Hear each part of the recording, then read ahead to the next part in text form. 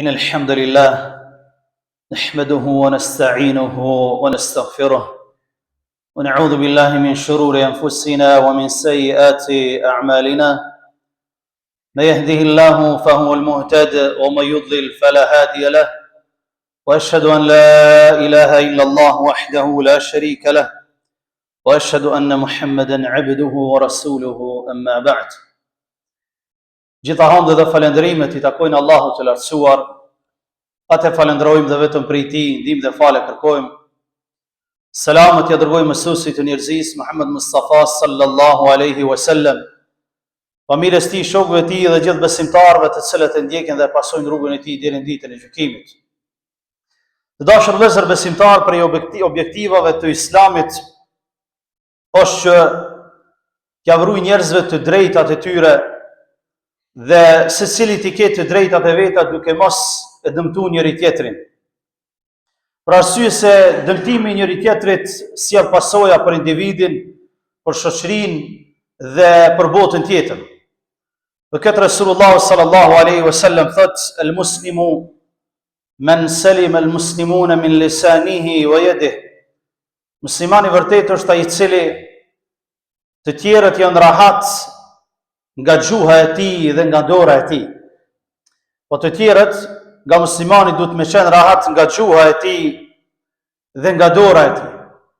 Për arsye se jem duke jetuar në një kohë kur dëmtimi ndaj tjetrit është bë normale.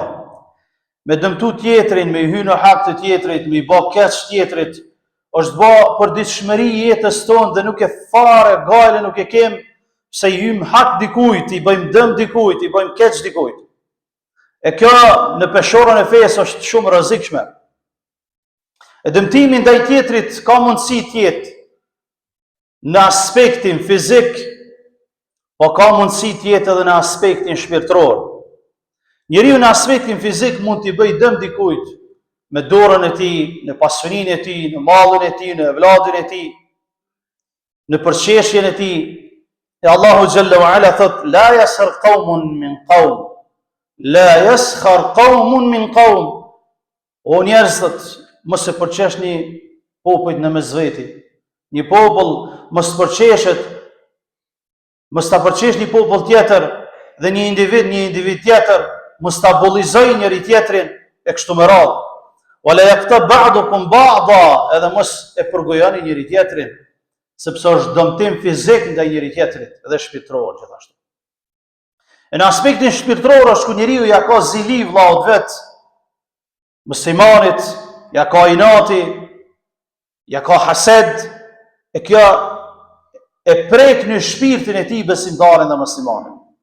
Prandaj dashur vëllezër besimtar, në gjuhën e fesë, ai që I dëmton të tjerët quhet njeri I dështuar, quhet njeri I falimentuar, quhet njeri I bankrotuar. Resulullah sallallahu alaihi wasallam I ka pyet shokët e vet dhe I ka thënë: "E tedruna men el muflis?" Ka thënë: "A e dini në umetin tim cili njeri është I falimentuar?" Cili? Ka thënë: "Ja Resulullah, ne nuk e dim, Allahu dhe I dërguari I Tij e din." Disa kanë thënë: "O I dërguari I Allahut, I falimentuar është ai I cili e humb pasurinë e tij dhe vllatë e tij." Resulullah sallallahu alaihi wasallam ka thënë: "El muflisu min ummati man yati yawm al-qiyamati bi salatin wa zakah." Ka thënë: I falimentuar ditën e gjykimit prej umetit tim është ai I cili vjen ditën e kiametit me namaz dhe me zeqat. Çish bëhet me namaz me zeqat? Po. Vjen ditën e gjykimit musliman po, me namaz po, me zeqat po, mirë po, thot Resulullah sallallahu alaihi wasallam: "Wa yati wa qad shatama hadha wa qadhafa hadha wa akala mala hadha wa safaka dama hadha."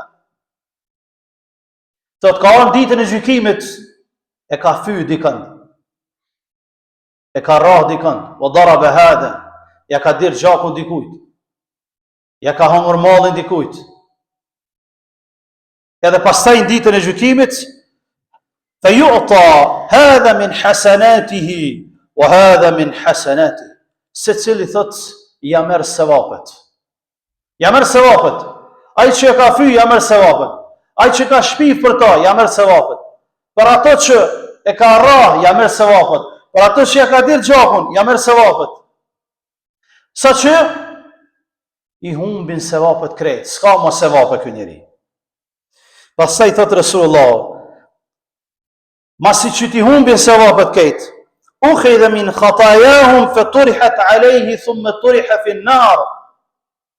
Kur i humbin sevapet, i mirën gjunahet e tyne dhe i hudhen këtyne, se hala ka me të borç ky.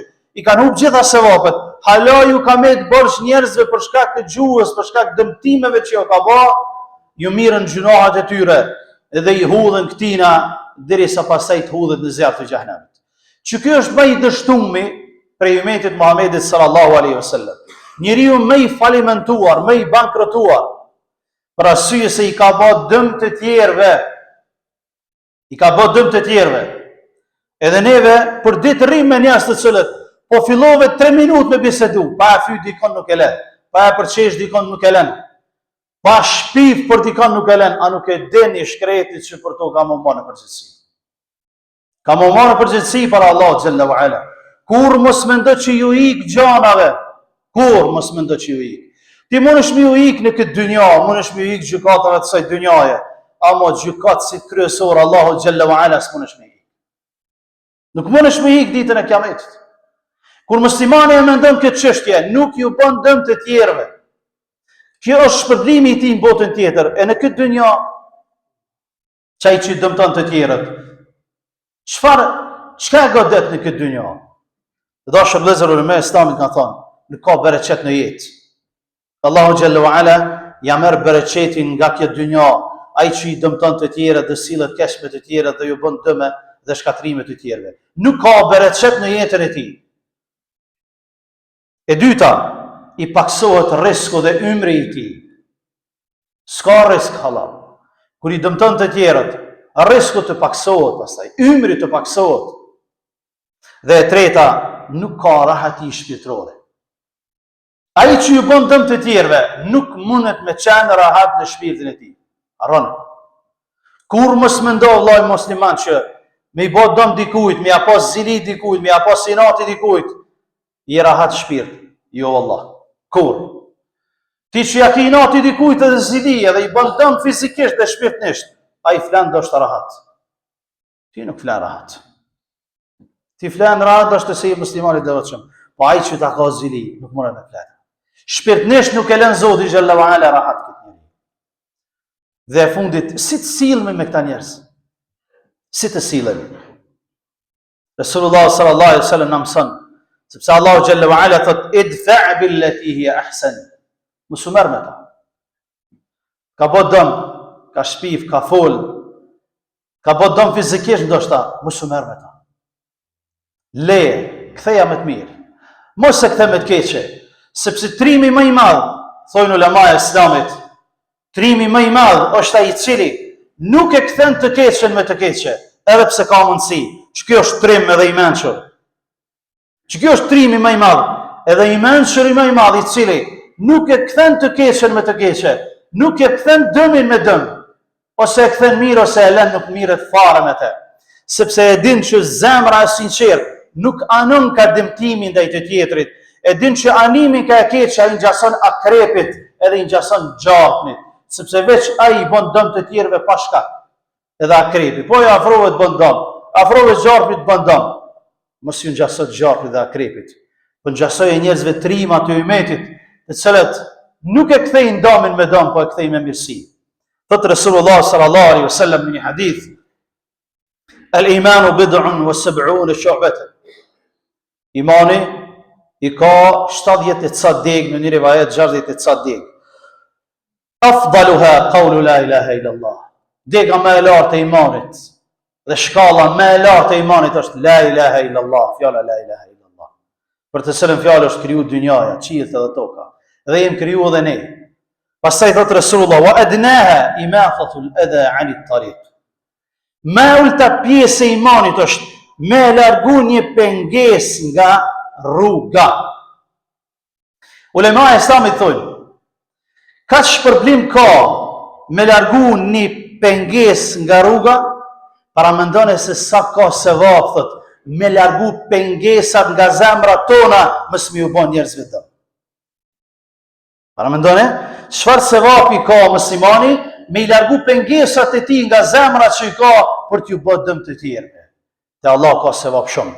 Andaj dashur vëllezër besimtar, në qoftë se nuk mundemi me u bë mirë të tjerëve, mos ju bë dëm. Mos ju bë dëm. Qoftë se nuk ke mundësi të flasësh mirë, mos fol keq. Në qoftë se hiç këto s'munësh, hesht dhe miro me punët e tua, sepse kjo të ka me të bë dobi para Zotit xhalla wa ala në ditën e gjykimit. E ne lusmi Allahun e lartësuar që të na bëj prej atyre besimtarëve që ja kemë frikën Allahut xhalla wa ala kudo që jemi. Nuk i bëjmë dëm njëri tjetrit në çdo aspekt, qoftë fizik, qoftë shpirtëror, po t'i shyrmi punët e tona, të miremi me punët e tona, të miremi me familjet tona, me amelet tona, sepse me këto kemi me shku tek Allahu xhalla wa ala nesër ditën e gjykimit, e bolli kem tona, e lërëm ati kem edhe të tjerëve në ditën e gjykimit, të cilët ndoshta i kem fy, ndoshta i kem hyrë hak, ndoshta ju kem marrë nga malli, ndoshta kem shpif për ta, të gjithë ata do i kemi në shtëpi nesër ditën e gjykimit, në qoftë se neve nuk pendohemi, nuk ju kërkojmë halal para se me shku te Zoti jon xhalla wa ala, sepse kjo çështje është shumë serioze dhe nuk është vetëm kalimthi mi bë dëm dikujt dhe asgjë, sikurse një mizmë të nalë në hun, jo wallahi, po kemi i pa frytet e saj në dynja para se me shku me frytet e saj tek Zoti xhalla wa ala në ditën e gjykimit. Duke lutur Allahun xhalla wa ala të na falë neve dhe juve. أقول قولي هذا وأستغفر الله لي ولكم فاستغفروه من كل ذنب إنه هو الغفور الرحيم.